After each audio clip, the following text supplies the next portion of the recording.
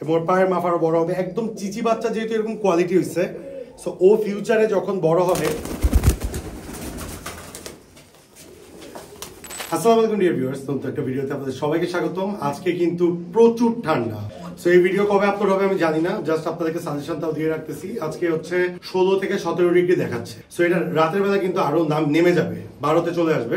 So animal লাভার যারা আছেন বা যারা কবুতর সেট আপ করছেন, তাদের সর্বপ্রথম যেটা করণীয় সেটা হচ্ছে আপনারা কবুতরগুলোর রুম বা যদি কেউ ছাড়া পালেন তাদের পুরো ঘর চারদিকে তেরপাল দেওয়া হোক, জানলা দেওয়া হোক, যেভাবে হোক আটকাই দিবেন, যাতে করে কোন রকম বাতাস না ঢুকতে পারে। কারণ এই ওয়েদারে কবুতর অবস্থা খারাপ হয়ে যাওয়ার কথা, কারণ হঠাৎ ওয়েদার চেঞ্জে আমাদের মানুষদেরই ঠান্ডা লেগে যাচ্ছে, তো কবুতরেরও হবে। এই জন্য ওয়েদার যখনই আপনার ডাউন হচ্ছে তখনই আপনাদের উচিত একদম প্যাক রাখা। সেকেন্ড অফ অল আপনার উচিত হচ্ছে তাদেরকে কুসুম কুসুম গরম পানি খাওয়ানো। এই সময়ে ম্যাক্সিমাম কবুতর কিন্তু একটু পানি ড্রপিং করবে, একটু পাতলা ড্রপিং করবে, এটাতে ভয় পাওয়ার কিছু নেই।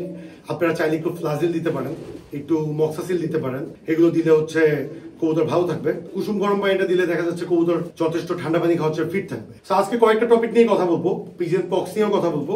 শীতকালীন রোগ হচ্ছে পিজিএন পক্স। পিজিএন পক্স হচ্ছে বসন্ত রোগ বলে। এই রোগটা বেসিকলি কবুতরকে মশা কামড়ের থেকে হয়ে থাকে। সো শীতকালে মশার উৎপাতটা বেশি হয়। আমাদের যে ঘরের বাচ্চাগুলা থাকে বা আপনাদের ঘরের বাচ্চাগুলোরই ম্যাক্সিমাম টাইমে পক্স হয়ে থাকে, এবং পক্স হওয়ার মেইন জায়গাগুলো হচ্ছে ব্যাক সাইড, যেদিকে ড্রপিং করে পায়খানার রাস্তা, এবং ঠোঁটের চারপাশ, চোখের চারপাশ। এগুলো কিওর করা অনেক টাফ। পিজিএন পক্স কিন্তু খুবই মারাত্মক একটা রোগ। এটা কিন্তু ছোঁয়াচে রোগ। খামারকে মশার থেকে দূরে রাখতে হবে, মশা কোনোভাবে ঢুকতে দেওয়া যাবে না। মশারি লাগান, নেট দেন, আপনি কয়েল দেন, যেটাই করেন মশা ঢুকতে দেওয়া যাবে না। মশা যদি আপনি ঢুকতে দেন তাহলে আপনি পক্স রোধ করতে পারবেন না। আর পিজিএন পক্স যদি অতিরিক্ত মাত্রায় হয়ে যায় সেক্ষেত্রে আমরা কিছু মেডিসিন ইউজ করি। আপনারা পটাশ লাগাইতে পারেন। এছাড়া হচ্ছে মেডিসিন হিসেবে সেফোটিল 250 mg হিউম্যান সেফোটিল অথবা সেফ্রাডিন, এটা হাফ করে আপনারা টানা 7 থেকে 10 দিন এক বেলা করে খাওয়াতে পারেন। সো শুকায় যাবে পক্সটা, এটা হচ্ছে কথা। বাট পক্স না হওয়াটাই বেটার। আর আজকে যেখানে দাঁড়ায় আছে এখানে দেখেন সব আমেরিকান সেন্ট আমাদের। সো আপনারা যারা আমাদের ভিডিও দেখেন জানেন আমরা আমেরিকান সেন্ট নিয়ে কাজ করি। সো আমেরিকান সেন্টের মোটামুটি আমরা 10 থেকে 12 পেয়ার রাখছি, সবচেয়ে top notch. So top notch 10 থেকে 12 পেয়ার রাখার মধ্যে সবগুলো কিন্তু আমরা কেটে দিছি, ট্রিমিং করে দিছি। তো এদের সৌন্দর্য আপনারা বুঝতে পারবেন না, আমিও বুঝতে পারি না।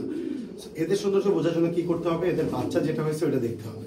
চলেন, ওদের একটা বাচ্চা হয়েছে এবং super top notch, super top notch বাচ্চা হয়েছে। একটু হাতে নিয়ে জাস্ট দেখাবো, মেমোরি হিসেবে রেখে দিব। এটা করেই টুকটাক কিছু আপডেট দেখাবো, এভাবে ভিডিওটা শেষ করবো। চল। সো এখানে দেখা যাচ্ছে যে আমাদের আমেরিকান সেন্টের যে একটা সিঙ্গেল বাচ্চা আমরা এবার আলাদা করছি, এটা হচ্ছে টাইগার। এখানে দেখা যাচ্ছে একটা টাইগার বেবি, ফুল স্ট্যান্ডিং হুক টাইগার বেবিটা।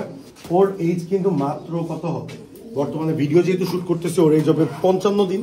55 দিন হবে। এই দেখেন ওর পায়ের মাপ। এটা কিন্তু আমেরিকান সেন্টের বেবি, কেউ জ্যাকোবিন ভাইবেন নাই। দেখেন টাইগার বেবি, হ্যাঁ। ওর হুড হবে ফুল স্ট্যান্ডিং খাড়া। ওর হুড কিন্তু ঝরে যায় না বা ঝুলে থাকে না, এরকম স্ট্যান্ড হয়ে খাড়া হয়ে থাকবে। এবং ওর পায়ের মাপ আরো বড় হবে। একদম চিচি বাচ্চা যেহেতু এরকম কোয়ালিটি হচ্ছে, সো ও ফিউচারে যখন বড়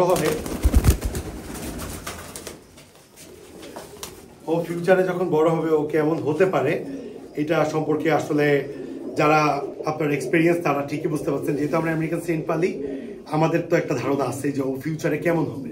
সো এরকম টপ নোচ বেবি পাওয়ার জন্য কিন্তু আমরা সবচেয়ে বেস্ট বেবি গুলা আমেরিকান সেন্ট রাখছি।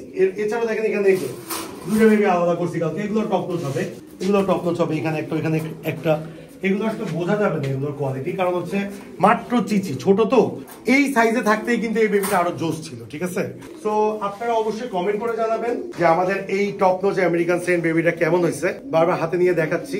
এবং আপনারা আমাদের আমেরিকান সেন্ট আর জ্যাকোবিন মিলায় ফেলবেন না। যারা চ্যানেলে নতুন, do subscribe our YouTube channel, Facebook page এবং গ্রুপের লিঙ্ক ডেসক্রিপশন বক্সে থাকবে। লাইক, ফলো, শেয়ার করে অবশ্যই পাশে থাকবেন। এবং এই ঠান্ডাতে নিজের কবুতর আপনারা অবশ্যই রক্ষা করবেন। আজকের ভিডিও এই পর্যন্ত। সবাই ভালো থাকবেন, সুস্থ থাকবেন। আসসালামু আলাইকুম। আবার দেখা হবে নতুন একটা ভিডিওতে।